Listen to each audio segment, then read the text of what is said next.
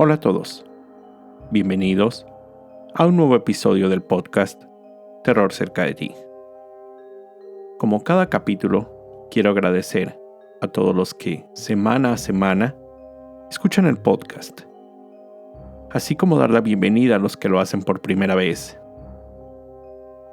No olviden seguirme en Spotify y calificar y dejar un comentario en iTunes. Esto ayuda a que el podcast llegue a más personas. Recuerden seguir mis redes sociales, @terrorcerca, en Twitter, Facebook e Instagram, donde publico contenido adicional a los episodios. Y junto con el correo electrónico, terrorcercadeti@gmail.com, es la forma en que me pueden hacer llegar sus sugerencias de historias o sus propios relatos. La historia de esta semana fue una recomendación de un gran amigo, Diniz, de ascendencia portuguesa. De ahí su sugerencia.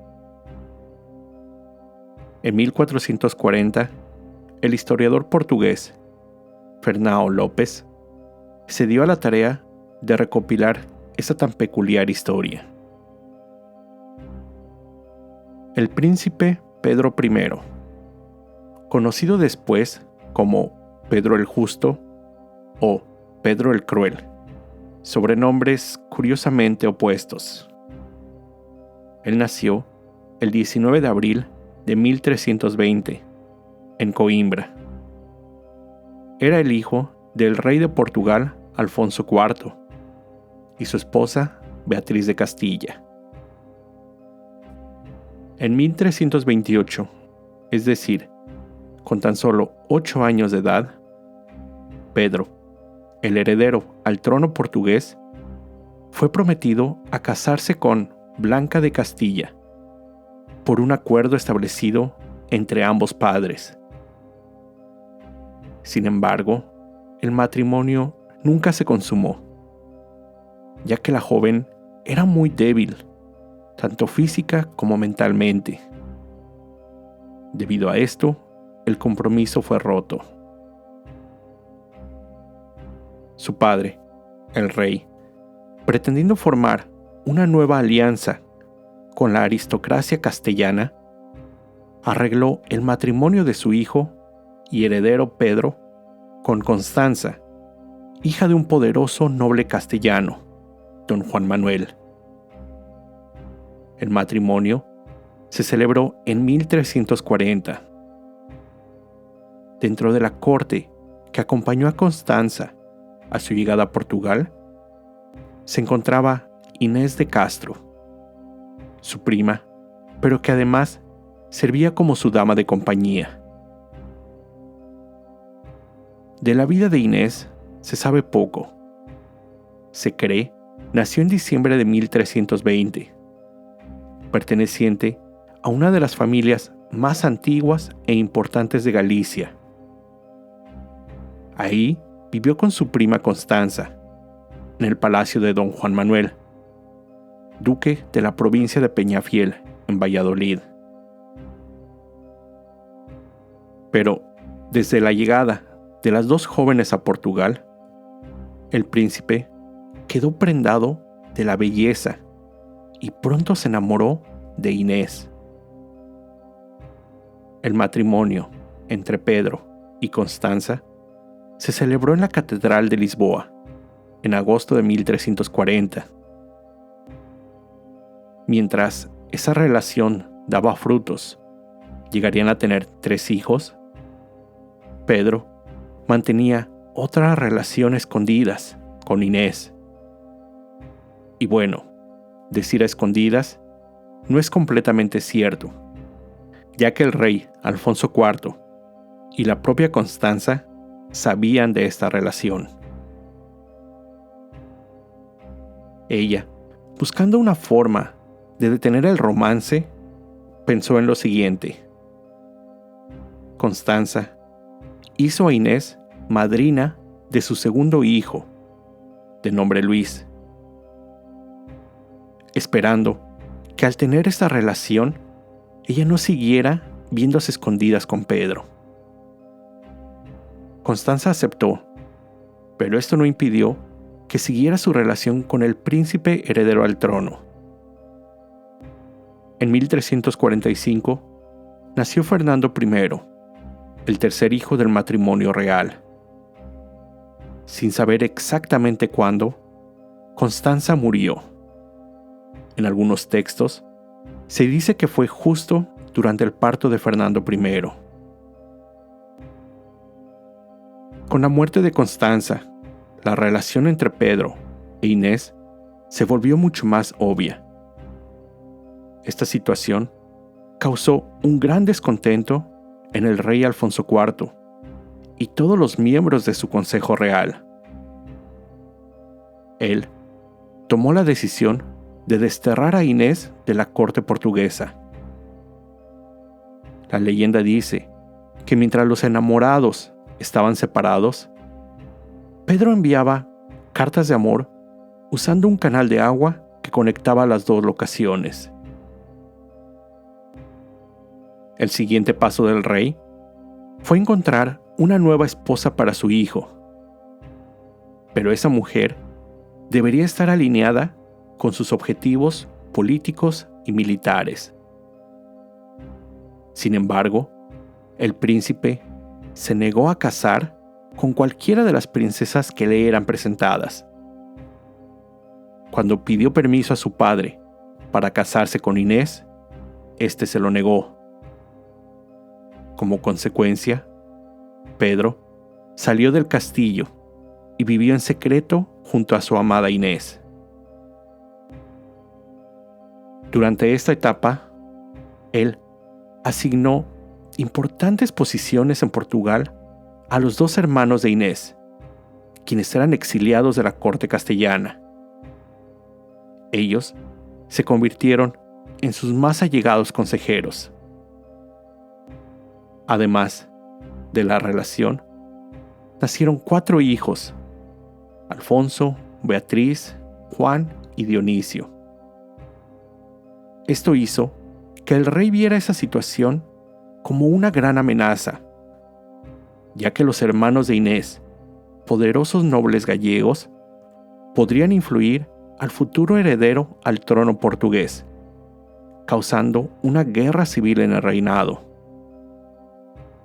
Además, el hijo de Pedro y Constanza, Fernando, quien era el segundo heredero al trono, era un niño enfermizo, mientras los hijos con Inés crecían fuertes y sanos.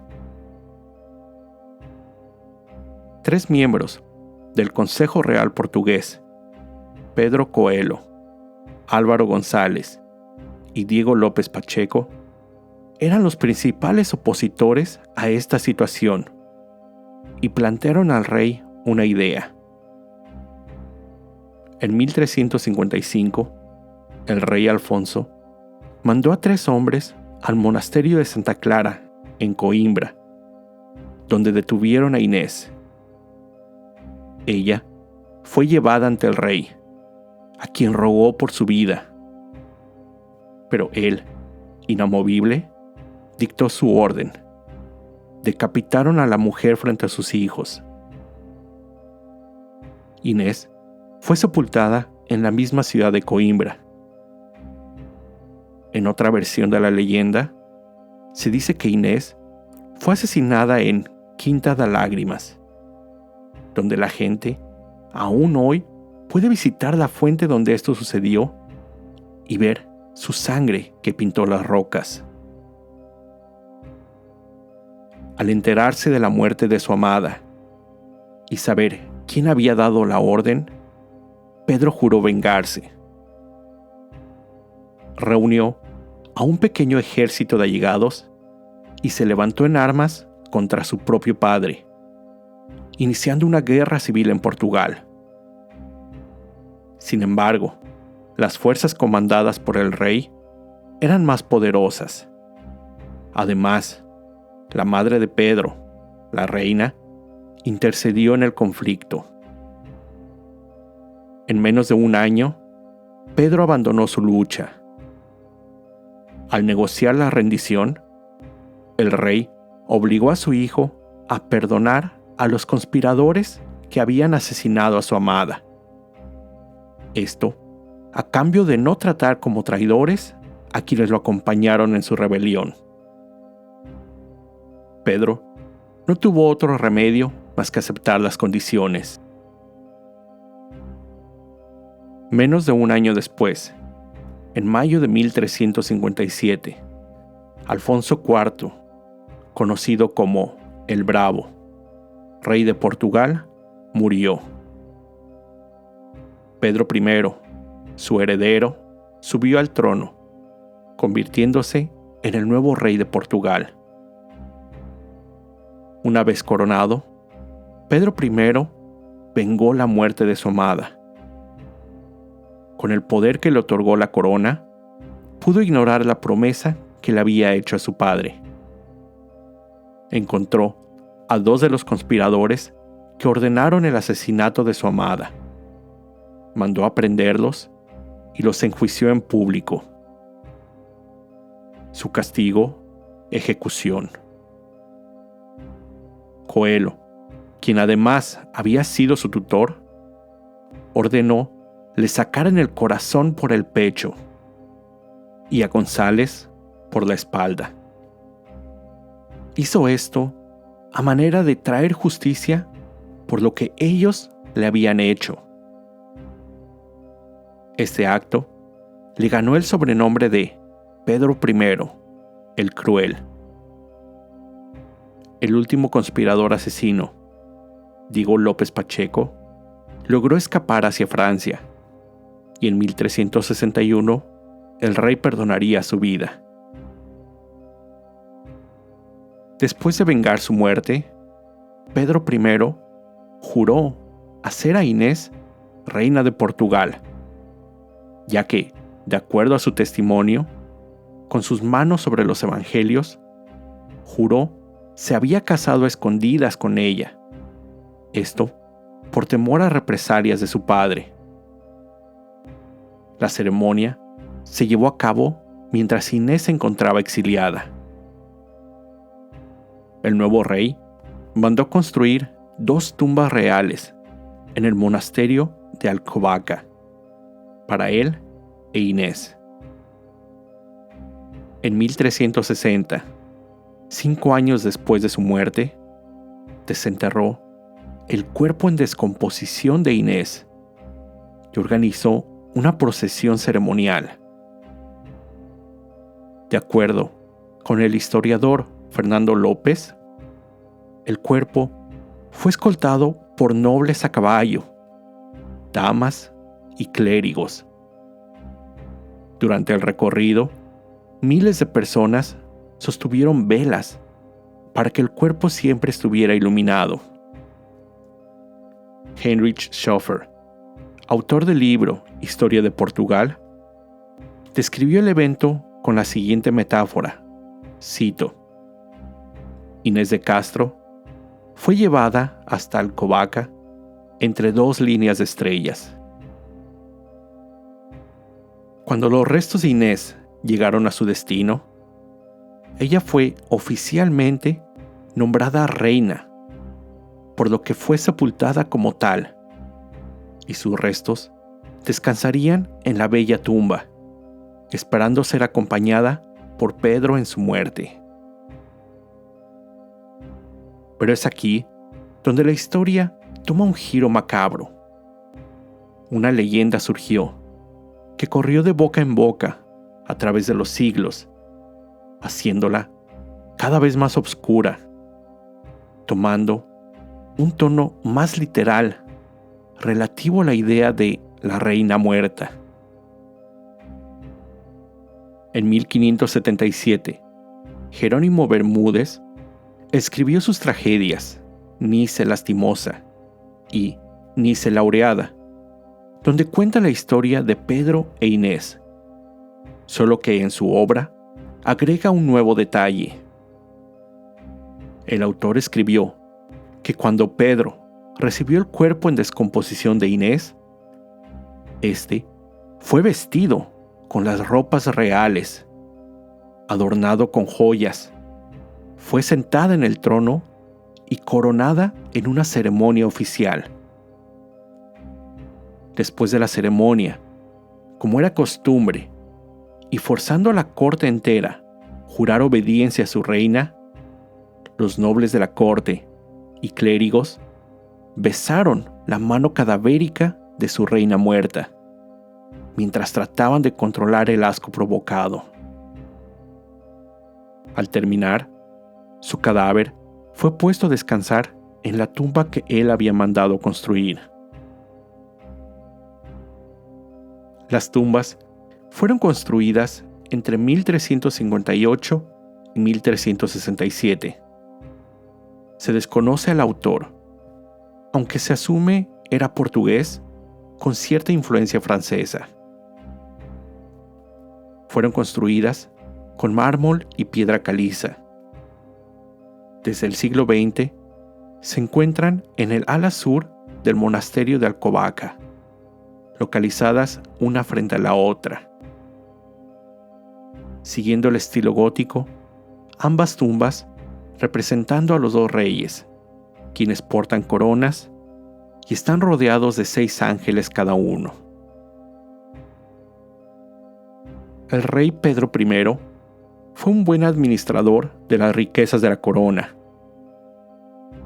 Fue conocido por hacer cumplir la justicia y caracterizado por el extremo rigor en muchas de sus sentencias, sin temor a castigar a funcionarios corruptos. Además, realizó diversas reformas, una de ellas, el Beneplácito Regio, donde otorgaba cierta libertad a la corona de una posible intervención del Papa y la Iglesia. Años después, mantuvo una relación con Teresa Guille Lorenzo, con quien tuvo un hijo ilegítimo, Juan I de Portugal. Pedro murió a los 46 años, en 1367, y fue sucedido en el trono por Fernando I, hijo de su matrimonio con Constanza. Se dice que él dejó algunos versos que escribió en honor a su reina muerta. Más allá de esta historia, la coronación sucedió, con o sin cadáver presente. Inés fue nombrada y es la primera y única reina portuguesa coronada después de su muerte. Pedro se aseguró que el título fuera visible en su tumba. Esta leyenda se volvió muy popular, inspirando un sinfín de obras, tanto literarias como musicales y de pintura. En el 2014, Paula Rego pintó un cuadro donde representó a Inés como un cadáver, portando un vestido rojo y dorado. Su amado, Pedro, hincado junto al esqueleto. Con una mano, sostiene la corona sobre el cráneo. Con la otra, besa la mano huesuda de la reina. Además, la leyenda es parte de la instrucción escolar en Portugal. La mayoría de los niños de 4º o 5º grado conocen la historia, con algunas partes modificadas. Los adolescentes la vuelven a encontrar cuando estudian poesía portuguesa. En el siglo XVII y XVIII, la historia del amor entre Pedro e Inés se dio a conocer por toda Europa, al formar parte de un gran número de óperas en italiano, inglés y alemán. Más recientemente, ha inspirado varias películas y una serie de televisión, todas en portugués. Agora é tarde, Inés é morta. Es muy tarde, Inés está muerta. Es un dicho muy popular, usado frecuentemente por los portugueses. De acuerdo a una nota de la BBC, esta historia y su evolución en leyenda pueden ser interpretadas en diferentes maneras y maneja diversos temas como, cito, amor y devoción, inocencia e injusticia, política y guerra, locura y obsesión, muerte y duelo. Esta leyenda, aunque posiblemente no tan conocida para muchos de nosotros, ha inspirado una gran diversidad de enfoques, solo comparable, posiblemente, con la historia de Romeo y Julieta. Esta fue la historia de Inés, la reina muerta. Con esto llego al final de este episodio. Como siempre, te recuerdo estar alerta de todo lo que pasa a tu alrededor, ya que el terror está donde menos te lo esperas. El terror está cerca de ti. Cuando el miedo se convierte en terror, hay una historia que contar.